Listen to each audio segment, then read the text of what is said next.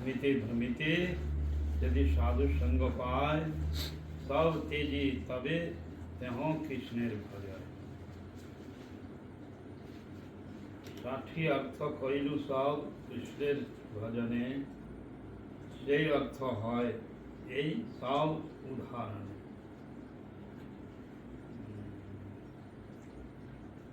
61 অর্থ এবে স্ফুরিল তোমার সঙ্গে তোমার ভক্তি বসে উঠে অর্থের তরঙ্গ। अर्थ सुनी सनातन विस्मय भैया स्तुति करे महाप्रभु चरण धरिया। साक्षात ईश्वर तुम्ही ब्रजेंद्र नंदन तुम्हार निश्वासे सर्व वेद प्रवर्तन। तुम्ही वक्ता भागवतेर तुम्ही जानो अर्थ तुमा बिना अन्नो जानते नहीं के समर्थ। प्रभु कहे क्यानो करो आत्मार स्तवन भागवतेर स्वरूप क्याने ना करो विचार। कृष्ण तुल्य भागवत विष्णु सर्वशास्त्र। यहाँ पर आत्मा रामश्चय मुनयो इस श्लोक का व्याख्या यह है। एक श्लोक का 64 अर्थ सूत्र से 64 अर्थ का बताया कृष्ण का। 64 हाँ 64 एक श्लोक का अर्थ तो महाप्रभु जी ने सनातन गोस्वामी को दिया। ये श्लोक की व्याख्या वो महाप्रभु जब जगन्नाथपुरी गए तो गंभीरा में रहते समय सार्वभौम भट्टाचार्य को सुनाया था। जब प्रथम बार गए थे तो मूर्छित हो गए, गिर गए और उनके घर में ले गया, जगन्नाथ मंदिर से फिर ले गया अपना घर में। तो उनको समझाया कि तुम नवीन ब्रह्मज्ञ सन्यासी हो, तुम भक्तों के साथ में नाचते गाते हो, भावुकता दिखाते हो, ऐसा नहीं। सन्यासी होगा मौन रहता है और मौन होकर करके अहं ब्रह्मास्मि तत्त्वमसि ये बोलेगा, सब समय ध्यान करेगा मैं ब्रह्म हूँ, मौन रहेगा। अब तुम नाचता गाता है तो सबको भी नचाता है, पागल करता है, ऐसे करने से तुम्हारा सन्यास धर्म नहीं रहेगा। तुम जो है मौन होकर करके सोहम सोहम सोहम सोहम सोहम मैंने सो मैं वही मैं वो अहं मैं ब्रह्मा, ऐसा करो। तो इसी श्लोक का व्याख्या जो है वो सनातन गोस्वामी जी को काशी में उन्होंने सुनाया काशी में। तो एक एक श्लोक की व्याख्या अर्थ सुना करके अर्थ को लिख दिए थे। तो अंतिम में जो है महाप्रभु इसमें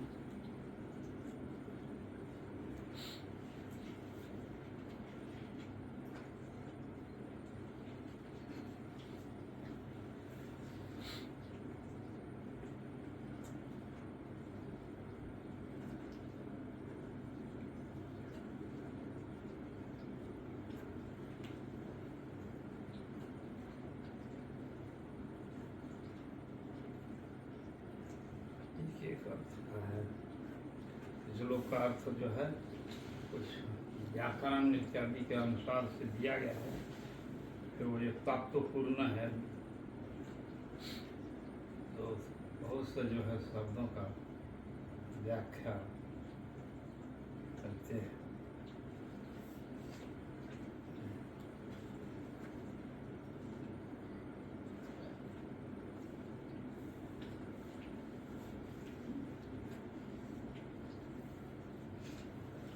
तो भ्रमित साधु यदि साधु संग पाए, तो अनादिकाल से जीव भ्रमत करते हुए साधु संग तो सौभाग्य क्रम से आते हैं और सबको त्याग कर करके कृष्ण का भजन करते हैं, एकांतिक रूप से कृष्ण का भजन करते हैं। 60 अर्थ जो है काइनून सब कृष्ण भजन, 60 जो है उन्होंने वर्णन किया एक एक शब्द को जोड़ करके कृष्ण का भजन करने के लिए निष्ठा, और सब त्याग करके कृष्ण का भजन करना, सही अर्थ है यही सब उदाहरण, सभी अर्थ का ये यहाँ पर उदाहरण दिया। एक षष्ठी अर्थ एवे स्फुरिल मुक्तमार संगे, और एक और भी अर्थ को हमको तुम्हारे संग के प्रभाव से वो एक और अर्थ स्फूर्ति हुआ मेरे मन में, जागृत हुआ।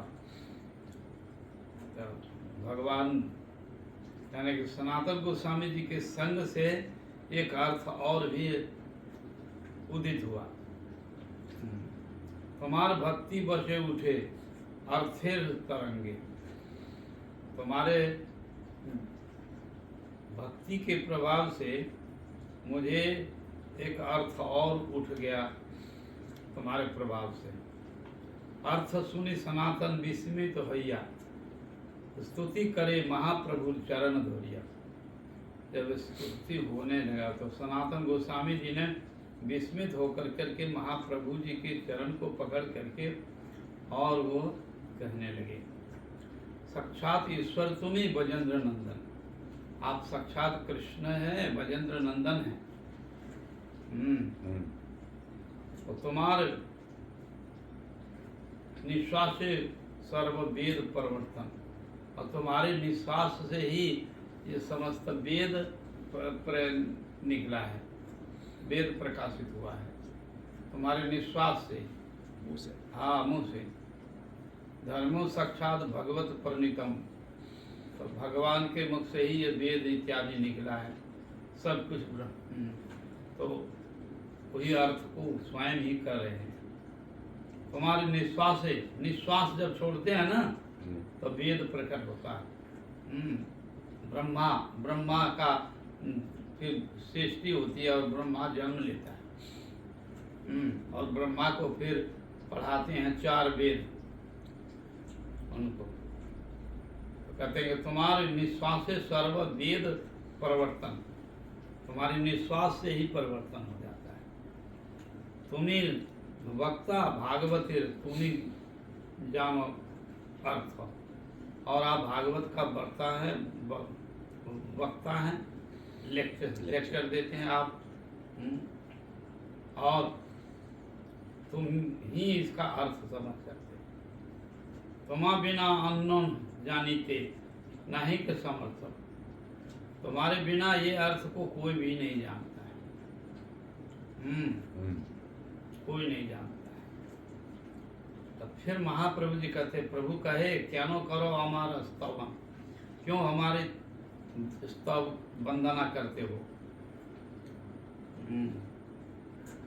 भागवत स्वरूप क्या ना करो विचार, भागवत का स्वरूप क्यों नहीं विचार करते हो। भागवत में ये सब तत्व तो है, तो भागवत का विचार करो।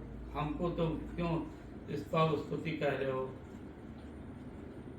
कृष्ण तुल्य भागवत विभु सर्वाश्रय, और जो भागवत है वो कृष्ण का तुल्य है, कृष्ण के समान है, भागवत तुल्य है। स्वरूप क्या नो करो निश्चय। तो कह रहे हैं भागवत स्वरूप क्या नो ना करो निरूपण, भागवत का निरूपण करो, भागवत के आश्रय लो। कृष्ण के समान है ये भागवत, उसका आश्रय लो। प्रति श्लोके प्रति अक्षरे नाना अर्थ का है, प्रत्येक अर्थ का, एक एक शब्द का, एक एक अक्षर का अर्थ जो है नाना प्रकार का वर्णन किया गया है भागवत में। प्रश्न उत्तरे भागवते तुर्य से निर्धारण, और प्रश्न और उत्तर के से वो निर्धारण हुआ है भागवत। प्रश्न किया सुखदेव जी, प्रश्न राजा परीक्षित प्रश्न किया, उसका उत्तर दिया सुखदेव जी ने। तो प्रश्न और उत्तर के हिसाब से वो ग्रंथ को निर्धारण किया गया है।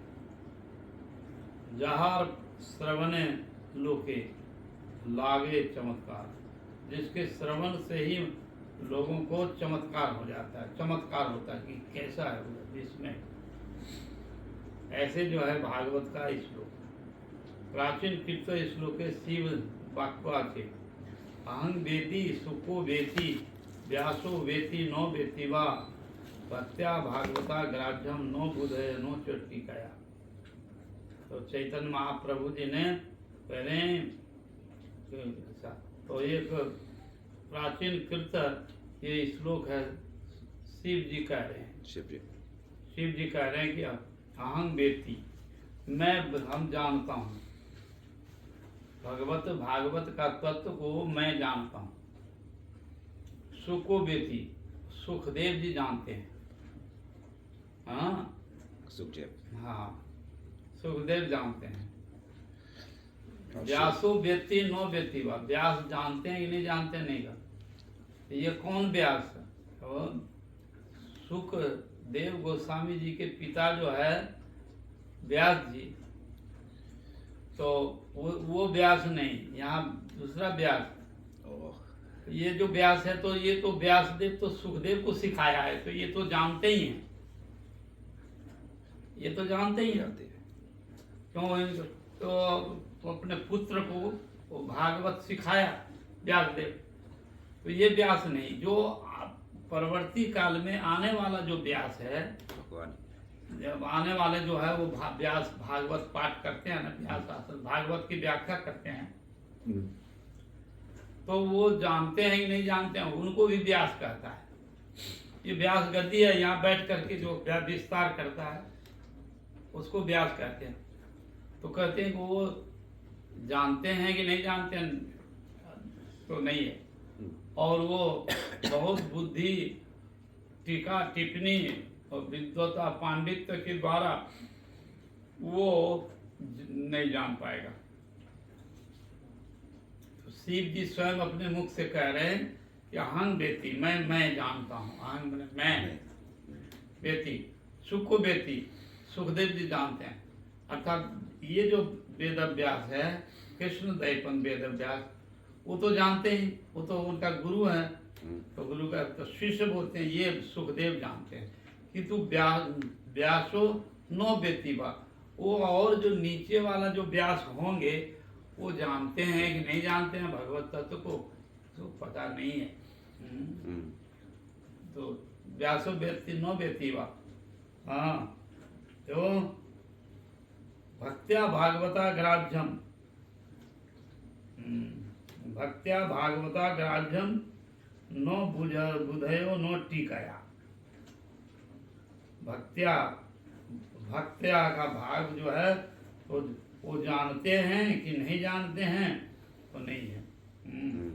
न ग्राह्य, बुद्धि के द्वारा, टीका टिप्पणी के द्वारा वो नहीं समझेगा भागवत को, ये कह रहे महाप्रभु।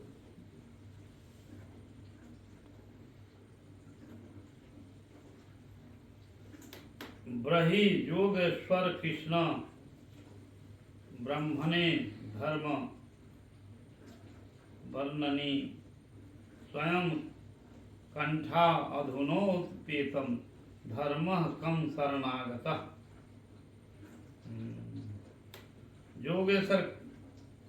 योगेश्वर ब्रह्मण देव धर्म अधर्म स्वरूप को कृष्ण स्वयं कंठा नित्यधाम वह कंठ नित्यधाम लाभ कराए, और धर्म संप्रति किनके शरणपन होने हो, किनके शरणागत हुआ,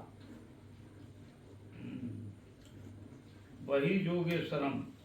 मन करेंगे योगेश्वर जब भगवान धर्म स्थापन करके और फिर चले गए, तो वो धर्म रहा कहाँ, किसके आश्रय रहा धर्म?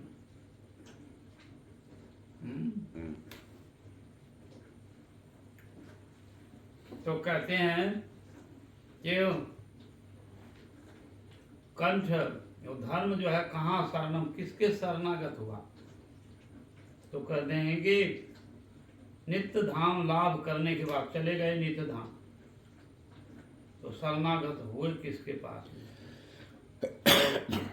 तभी कहा कि कृष्ण स्वधाम उपगते ज्ञान धर्मादि स्वह कलो नष्टा दिशा मिशो पुराण अर्को अधुनादिता। ये कृष्ण जब अपने जदुवंशियों को 56 करोड़ जदुवंशियों को अपने साथ में लेकर के स्वधाम चले गए, फिर तो धर्म कहाँ रहा? तो कहते हैं कि कली के प्रभाव से सब कुछ धर्म नष्ट हो जाएगा, तो कहाँ रहेगा? तो कहा कि पुराण अर्को अधुनादिता। अभी जो है पुराण अर्को श्रीमद् भागवतम, ये पुराण अर्क, ये पुराण का अर्क मतलब सूर्य के समान वो प्रकाशमान है। सूर्य पुराण अर्क माने सूर्य के समान वो है। जब तक भागवत रहेगा तब तक ये धर्म रहेगा। तो ये भागवत में ही आश्रय लिया है, सब कुछ जो है भागवत में ही है, तो भागवत का आश्रय लिया है। तो कृष्ण स्वधाम उपगते ज्ञान धर्मादि स्वह, तो कहते हैं कलो नष्ट दिशा में से, और कली काल के प्रभाव से वो तो सब नष्ट हो रहा है, नष्ट हो जाएगा। तो उस समय क्या होगा? धर्म कहाँ रहेगा? धर्म कुछ नहीं रहेगा। तो कह रहे हैं कि चैतन्य महाप्रभु कह रहे हैं, और कह रहे हैं नहीं, ये भागवत पुराण अर्को अधुनादिता। ये पुराण अभी जो है ये पुराण ये ही है सूर्य के समान। जब तक ये रहेगा भागवत तब तक पृथ्वी में धर्म कर्म रहेगा, और जिस दिन भागवत नहीं रहेगा तो धर्म कर्म उठ जाएगा, नहीं रहेगा। हाँ, इसलिए भागवत पुराण अर्को अधुनादिता। कृष्ण स्वधाम उपगते आदि सह कलो नष्टा दिशा में से पुराण अर्को अधुनादिता। तो এই মতো কইনু এক শ্লোকের व्याख्यान बातुलेर प्रलाप करी के करे प्रमाण। महाप्रभु जी ने एक भागवत का ही एक श्लोक है, आत्मा राम मुनयश्च, ये श्लोक की व्याख्या किया। ये बहुत से इतने ग्रंथ सब हमने एक ही श्लोक का व्याख्या किया, तो इसका प्रमाण तो भागवत में ही है, और सब कुछ भागवत का व्याख्या है। तो वही कह रहे हैं ये मत कहनु या श्लोक व्याख्यान, एक श्लोक का मैंने व्याख्या किया। बातुल मतलब पागल का जैसा मैंने वो एक श्लोक का व्याख्या किया। महाप्रभु जी स्वयं कह रहे हैं, स्वयं महाप्रभु जी साक्षात राधा कृष्ण है, वो कह रहे हैं मैं पागल के जैसा ये एक श्लोक का व्याख्या किया। अब कैसा हुआ नहीं हुआ हमको समझ में नहीं आ रहा है। तुम भक्त है तो तुम्हारे बात संग से हमको स्फूर्ति होता है। तो भगवान यहाँ दैन्य करके कहते हैं तुम्हारे भक्त हो तुम, और इसलिए भक्त के कारण हमको भी स्फूर्ति हुआ मन में। तो बातुलेर प्रलापे करी या कि श्लोकेर प्रमाण। तो ये इसी तरह प्रमाण कह रहे आमा हेन जेवा के हो बातुल है एक दिष्ट भागवती अर्थ जाने। तो कहते कि हमारे जैसा ही कोई बातुल पागल होगा तो वही भागवत का अर्थ समझेगा, नहीं तो और नहीं। तो महाप्रभु जी स्वयं दैन्य होकर के कह रहे कि मैं अपने को पागल बातुल पागल हूँ, और भागवत को वही अर्थ समझेगा जो पागल है। अर्थ तो रसिका भूवि भावुका, जो रसिक है भावुक है, हाँ, वही भागवत को रस कुछ समझेगा तो नहीं समझेगा। यह तो पुनः सनातन कहे जुड़ी दुई हाथ, पुनः जो है सनातन गोस्वामी जी हाथ जोड़ करके और कह रहे हैं, प्रभु आज्ञा दिला वैष्णव स्मृति कोरिवारे। महाप्रभु जी ने सनातन गोस्वामी हाथ जोड़ करके और उनको आज्ञा दिया कि भागवत, तो महाप्रभु आदेश दिया कि तुम वैष्णव स्मृति ग्रंथ को प्रचार करो, ग्रंथ को लिखो।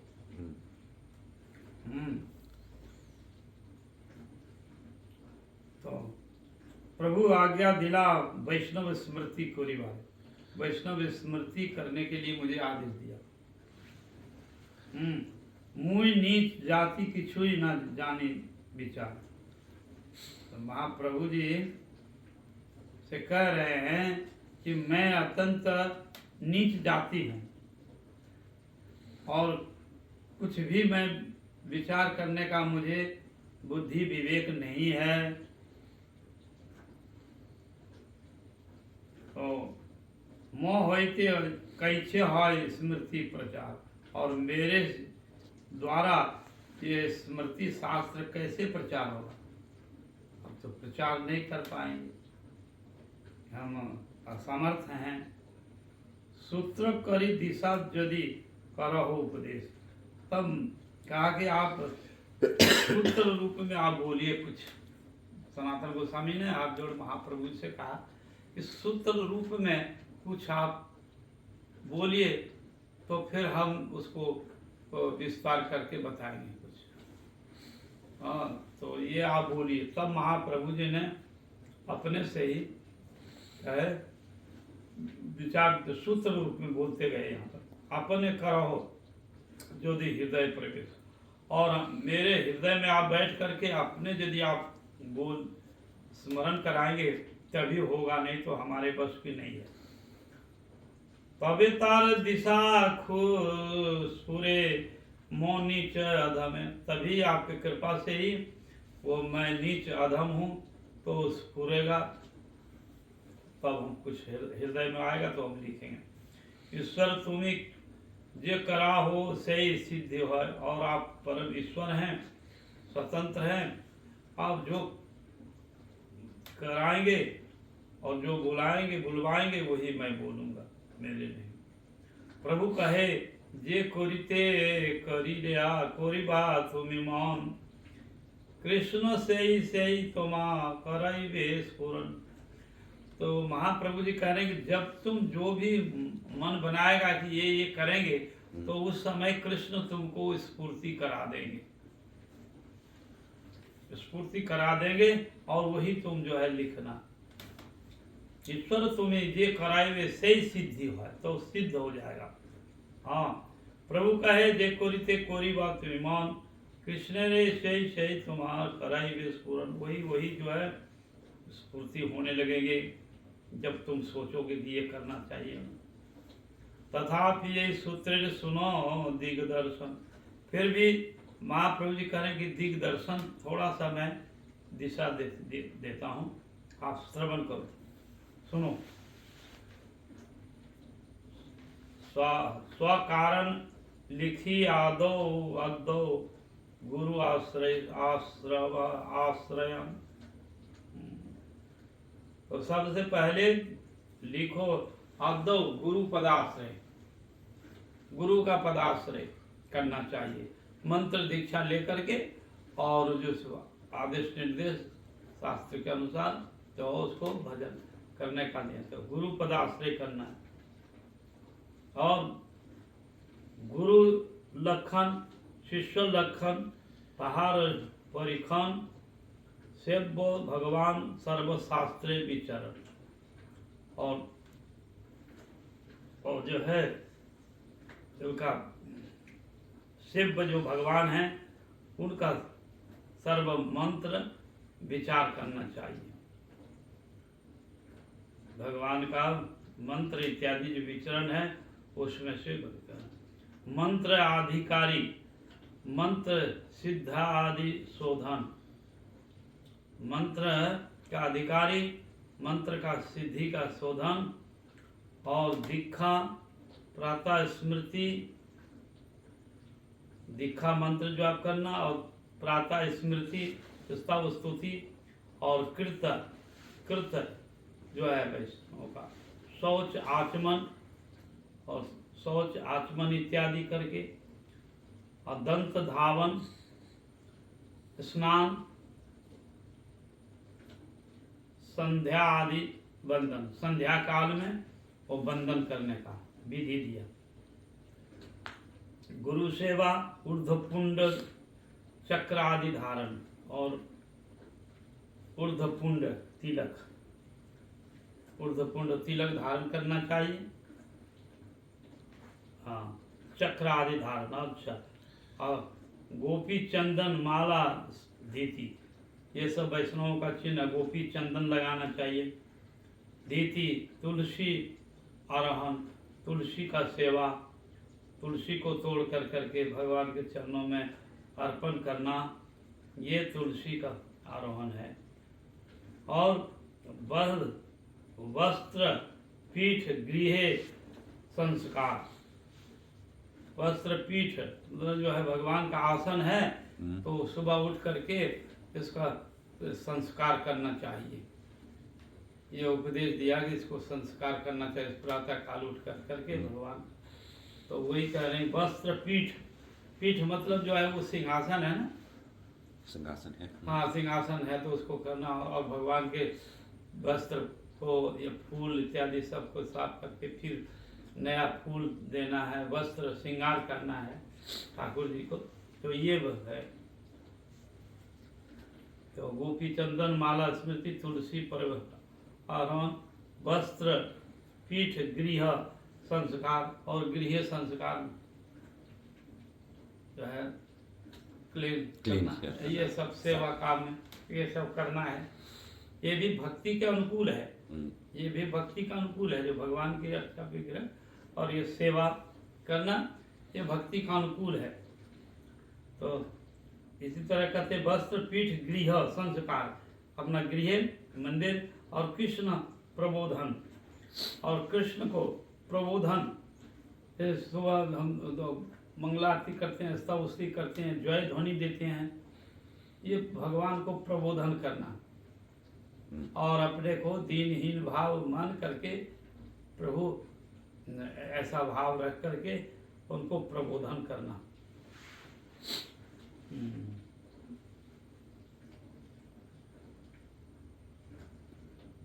पंच षोड़श पंचशत और उपचार अर्चन, पंच काल पूजा आरती, कृष्ण भोजन स्वयं, ये भी है। तो पंच षोड़श माने 5 प्रकार का वो पूजा होती है, पूजा। हाँ, 5 प्रकार का जो है पूजा। तो घी मधु दूध घृत ये शक्कर ये सब मिलाकर पंचामृत दे करके के भगवान को करते हैं। हाँ, और 16 उपचार जो है वो 16 हाँ 16 में उपचार में वो से सामग्री दे करके, और धूप दीप दंदन और सब तो है, तो उसको 16 उपचार से भगवान का पूजा अर्चन ये सब करना चाहिए। और वो 5 बार जो है 5 बार उसको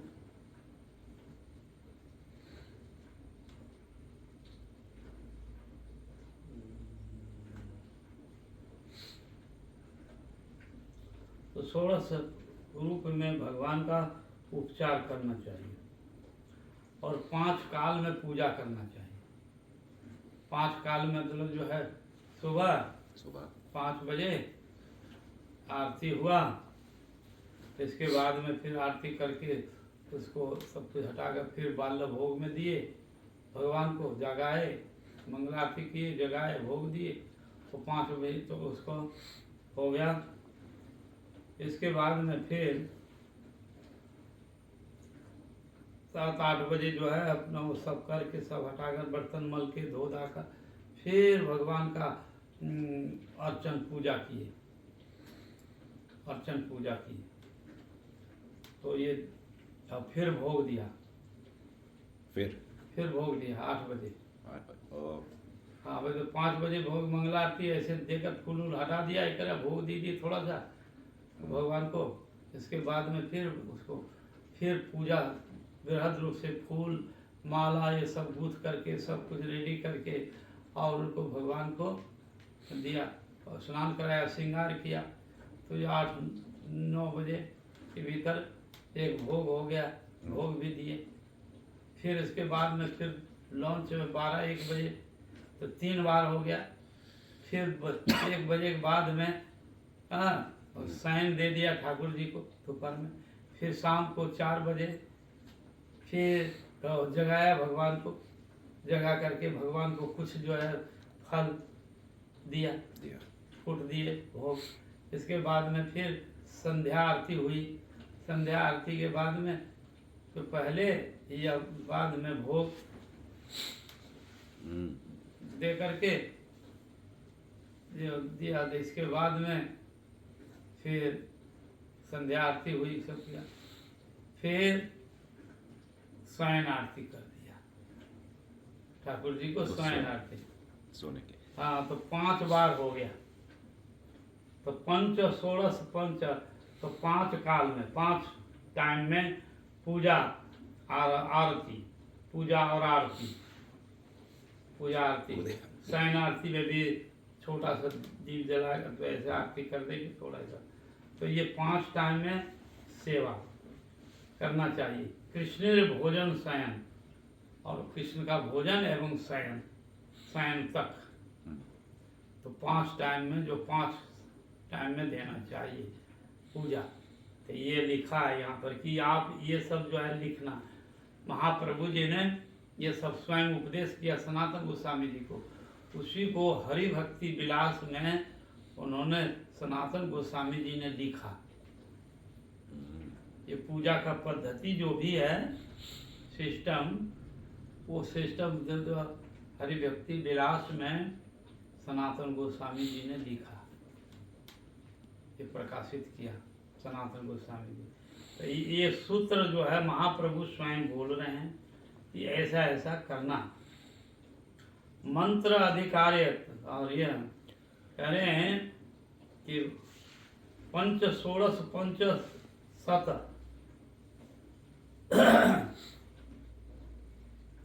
उपचार अर्चन।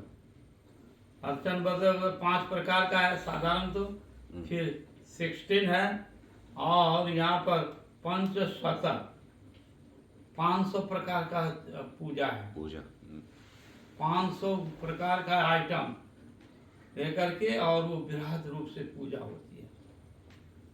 क्या वैसा ही तो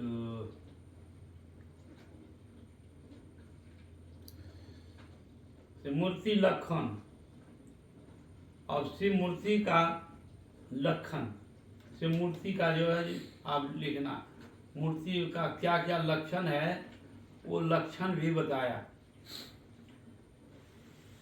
तो जैसे मूर्ति है तो ये मूर्ति शंख चक्र गदा पद्म है। तो नारायण का स्वरूप जो है वर्णन करेगा।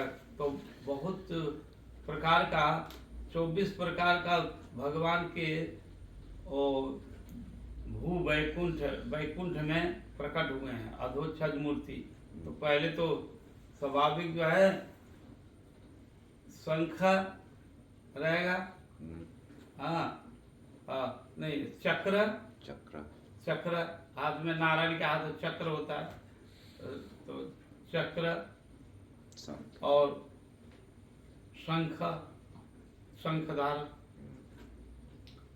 और फूल, शंख चक्र गदा, गदा नीचे वाला हाथ पे गदा, तो उसी में से किसी किसी का गदा जो है ऊपर रहेगा, शंख नीचे रहेगा, चक्र नीचे रहेगा। हाँ, और कभी गदा शंख शंख ये नीचे जाएगा, फिर ऊपर जाएगा गदा। इसी तरह से वो 24 प्रकार का विष्णु का आकार है, 24 आकार है विष्णु का। तो कौन कौन मूर्ति जो है उसका नाम है यहाँ। 24 अवतारों का 24 जो आकार है भगवान का, वो उसका नाम है। तो अधोक्षज जो है, तो उसको अजीत भगवान, और भी जो भी अवतार में उसे जो है, तो शंख कैसे कैसे नीचे ऊपर होता है, तो उसका वर्णन किया है। तो पहचानता है, और वो उसका नाम भी है यहाँ पर दिया गया है।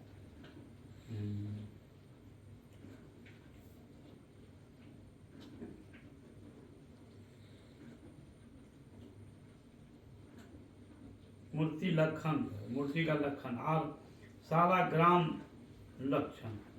और सालाग्राम का भी लक्षण है। सालोग्राम का मूर्ति का जो है, तो वो ऐसे लक्षण है।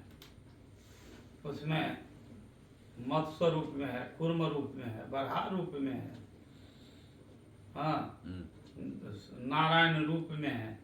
नारायण रूप में चक्र होता है, उसमें शंख चक्र गदा पद्म ऐसे रहेंगे। तो शिलाग्राम में भी, सालाग्राम जो है भगवान का है ना, उसमें भी बहुत तरह का भेद है। ये है। और नरसिंह का कूर्म रूप का, वक्ष मत्स्य रूप का, ये सब जो है सालाग्राम में भी भेद है। तो उसका भी लक्षण उन्होंने हरिभक्ति विलास में वर्णन किया। सालाग्राम। कृष्ण क्षेत्र यात्रा, कृष्ण मूर्ति दर्शन और कृष्ण क्षेत्र। तो कृष्ण का क्षेत्र कहाँ है? वृंदावन। भगवान जो लीला की जगह जगह, नवद्वीप, जगन्नाथपुरी, अयोध्यापुरी, अयोध्या धाम और द्वारका धाम में भगवान जहाँ जहाँ लीला किए, वो सब धाम में जाना चाहिए भक्त को। हाँ, जाना चाहिए। तो उससे भगवान जो है बहुत प्रसन्न होते हैं और उसे भक्ति लाभ होती है। कृष्ण क्षेत्र यात्रा, कृष्ण के क्षेत्र में अर्थात कृष्ण के धाम में यात्रा करना चाहिए। ये भी एक भक्ति का अंग है। कृष्ण क्षेत्र यात्रा, कृष्ण मूर्ति को दर्शन करना। ये मूर्ति दर्शन करने से वो समस्त साधक का पाप ताप कट जाता, दिल निर्मल भक्ति बढ़ती है। कृष्ण मूर्ति, गोविंद गोपीनाथ मदन मोहन जी, इनको दर्शन करने से वो सब जितने प्रकार का अशुभ है वो दूर हो जाते हैं। लेकिन कृष्ण क्षेत्र यात्रा, कृष्ण मूर्ति दर्शन और नाम महिमा, और नाम की महिमा सुनना चाहिए, कीर्तन करना चाहिए भगवान के नाम की महिमा। नाम अपराध दूरे वर्जन, नाम करना है और नाम का महिमा, और नाम अपराध दूर वर्जन करना चाहिए। नाम अपराध है 10 प्रकार का नाम अपराध, उसको दूर करना चाहिए। वैष्णव लक्षण, वैष्णवों का लक्षण, दैन दया अन्नमान प्रतिष्ठा वर्जन। तो ये वैष्णवों का लक्षण है। सेवा परायण खंडन, सेवा अपराध खंडन। और सेवा करते करते सेवा का अपराध भी होता है, सेवा अपराध, तो उसमें का भी सावधान रह करके जाना चाहिए। ये भी हरिभक्ति विलास में सिखाया। शंख, जल, गंध, पुष्प, धूप आदि लक्षण। और शंख जल जो हम लोग देते हैं, गंध देते हैं और फूलों से देते हैं, धूप और दीप देते हैं, ये सब देना चाहिए।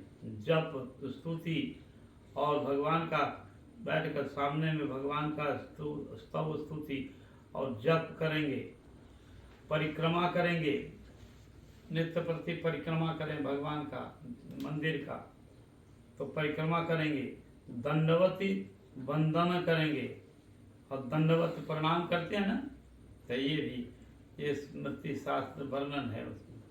तो दंडवत प्रणाम करना चाहिए, वंदना, भगवान को वंदना करना चाहिए, भगवान के स्तव स्तुति और भगवान की जो कथा है, तो भगवान के सामने में कथा सुनाने से तो वह ये भक्ति का अंग में है, ये भक्ति का अंग में है भगवान को कथा सुनाना।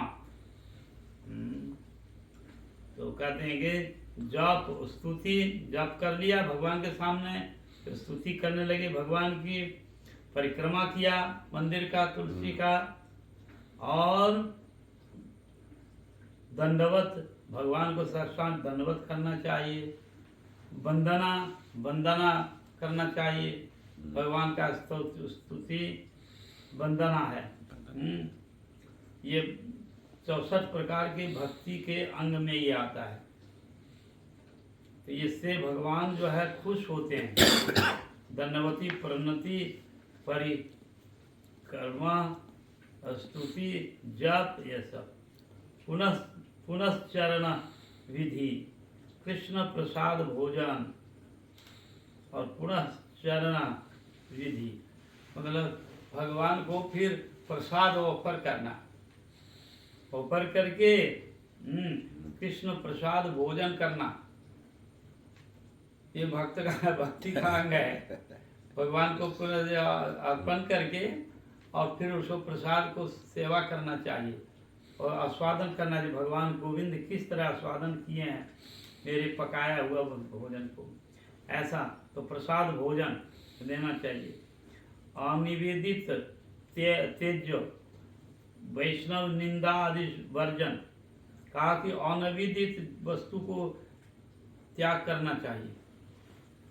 अनिवेदित माने जो वस्तु भगवान को ऑफर नहीं किया वो उसके नहीं खाना चाहिए, नहीं खाना चाहिए ना। जो बाजार से लाया और फिर काट करके अपने सब खाना शुरू कर दिया, भगवान को भोग नहीं दिया, तो कहते हैं वो वैष्णव का वैसा विचार नहीं है। वैष्णव भगवान को दे करके ही खाएंगे, जो कुछ भी खाएंगे तो भगवान को दे करके। तो भगवत का भगवान को सेवा दे करके खाना चाहिए। तो वही कह रहे हैं आप अनिवेदित, जो निवेदित नहीं है, जो ऑफर किया हुआ नहीं है, उसको जो है नहीं खाना चाहिए वैष्णव लोगों को। हाँ, या वैष्णव अदीक्षित व्यक्ति है तो उसका हाथ का प्रसाद भी नहीं खाना चाहिए, उससे उसके स्पर्श दोष और भावना वो अप्रसाद वस्तु होता है। जो अदीक्षित व्यक्ति बनाएगा तो साधारण भाव से बनाएगा ना, वो तो कहेगा अरे बस बनाया, और बनाते बनाते ही अपना जो है वो भोग दृष्टि कर दिया कि मैं इसको खाऊंगा, खाऊंगा मैं। तो वो ऐसे व्यक्ति का हाथ का बनाया हुआ भोजन भी वो भोग नहीं लगता है ना। साधारण अदीक्षित व्यक्ति, दीक्षा होने से भगवान में संबंध हो जाता है, मैं प्रभु को अर्पण करके तब खाऊंगा, प्रिय हो जाते हैं ना, प्रिय बन। तो इसलिए वो कहा है कि यहाँ पर अनिवेदित दैवत जो है त्याग करना चाहिए और वैष्णव निंदा आदि वर्जन करना चाहिए। वैष्णव को निंदा नहीं करना चाहिए। कारण जो है नो निंदति नो प्रशंसति। हाँ, तो निंदा भी नहीं और स्तुति भी नहीं। कहीं कहीं स्तुति तो कर अच्छा होता है, कहीं पर स्तुति भी जो है नहीं है। इसलिए वैष्णवों को तो निंदा तो कदापि नहीं करना चाहिए, ये सब वर्जन है। साधु लखन, साधु संग, साधु सेवा असत संग त्याग, श्री भागवत श्रवण। तो ये सब जो है त्याग करना चाहिए। अभक्त है तो अभक्त को त्याग करना चाहिए। श्री भागवत का श्रवण नित्य प्रतिदिन, नित्य भगवत सेवायाम, नित्य भागवत को पाठ करना चाहिए। ये जो भी वैष्णव हैं दीक्षित, तो नित्य भागवत 10 मिनट आधा घंटा जितना टाइम मिले जरूर श्रवण कीर्तन करना चाहिए।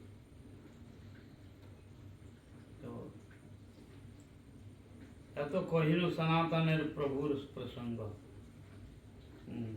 तो यहाँ पर भागवत श्रवण और दीन कृत, पक्ष कृत, एकादशी आदि विवरण।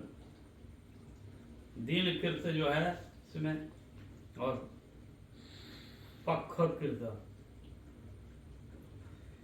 तो एकादशी इत्यादि जो है वर्णन करना चाहिए। जो दिन में जैसे आ जाता है तो उसको एकादशी व्रत इत्यादि करना चाहिए। वैष्णव को भगवान की जन्म तिथि को पालन करना चाहिए। मास कृत ऐसे कार्तिक महीना व्रत है, ये व्रत करना चाहिए। जन्माष्टमी आदि विचारण करना चाहिए। जन्माष्टमी है तो के दिन में उपवास करना चाहिए। निसिंह चतुर्दशी है तो उपवास करना चाहिए, पालन करना चाहिए। भगवान को श्रद्धा भक्ति के साथ में विशेष कृत जो है, तो कार्तिक महीना में विशेष कृत है कुछ, वो भी पालन करना चाहिए। एकादशी, जन्माष्टमी, वामन द्वादशी, एकादशी करना चाहिए, जन्माष्टमी और ये वामन द्वादशी है, द्वादशी करना चाहिए। श्री राम नवमी तिथि को पालन करना चाहिए, और निसिंह चतुर्दशी, ये सब जो है यहाँ लिखा है। निसिंह चतुर्दशी ये सब विद्या त्याग अविद्याकरण।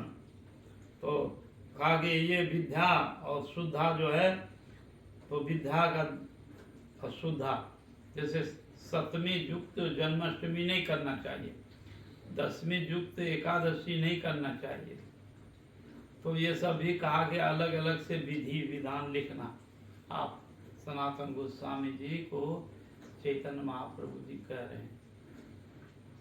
ये शुद्धा विद्या जो है, जो इस तरह का वर्णन है।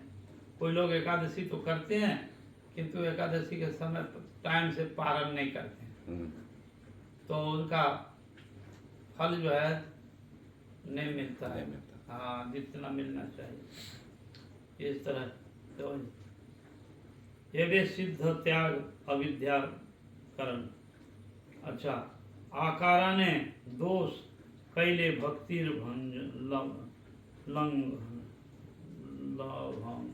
लभन, और आकाराने दोषे कैले भक्तिर लभन।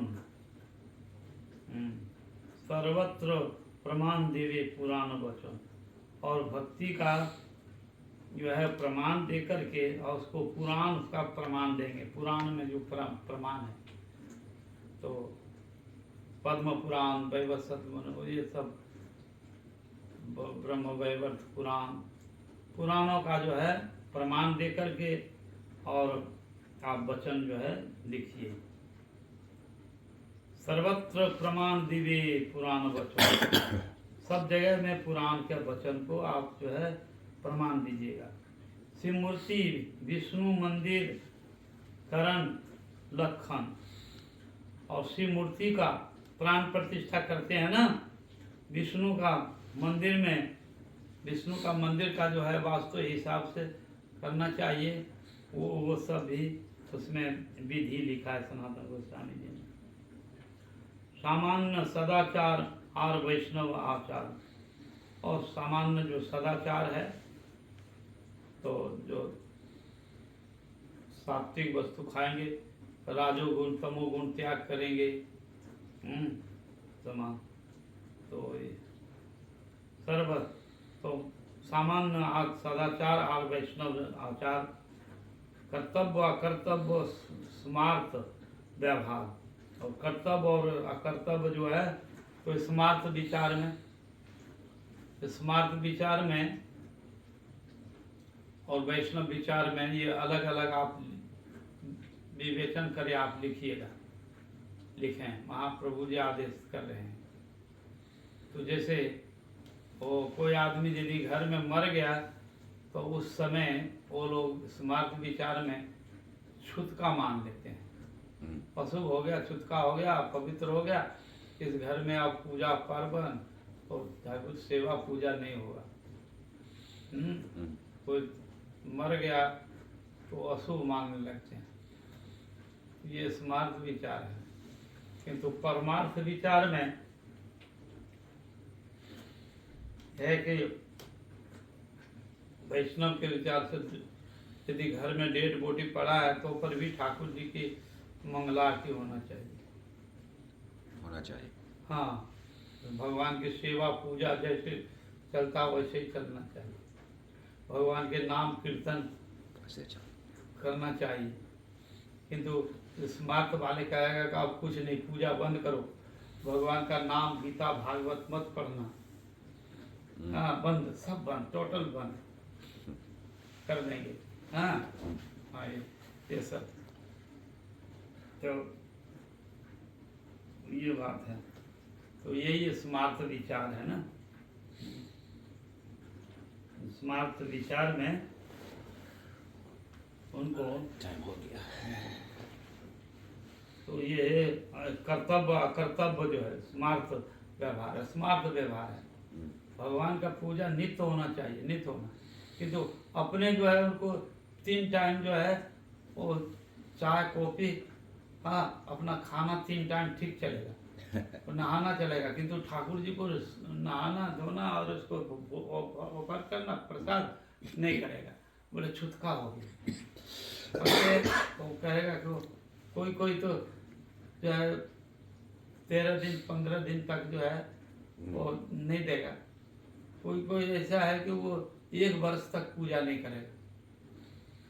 तो स्मार्त विचार में 1 वर्ष, हाँ भाई, एक वर्ष तक पूजा बंद, टोटल बंद। कहेगा कि हमारे आदमी घर में छुतका हो गया था, पूजा नहीं करेगा, नहीं करेगा, एकादशी नहीं करेगा, कोई अनुष्ठान नहीं करेगा, शुभ कर्म नहीं कुछ करेगा। तो स्मार्त विचार में ये ऐसा है। किंतु वैष्णव विचार में है नित्य, है नित्य सेवा, कोई बात नहीं है उसमें। भगवान का नित्य सेवा, नित्य भोग ये करेंगे और भगवान का नाम कीर्तन करेंगे, तो जिससे उसका जो आत्मा का डेट हो गया है उसका भी कल्याण होगा। हाँ, ये होता है। तो वही कह रहे सामान्य सदा कर्तव्य अथक स्मार्त व्यवहार। यही तो सर्वपेक्षा कोई दिग्दर्शन, ये सर्वपेक्षा जो दिग्दर्शन कराया। जबे तुम्हें लिखिबा कृष्ण करावे स्फुरन, और जब तुम लिखना शुरू करोगे तब कृष्ण स्फूर्ति कराएंगे तुमको।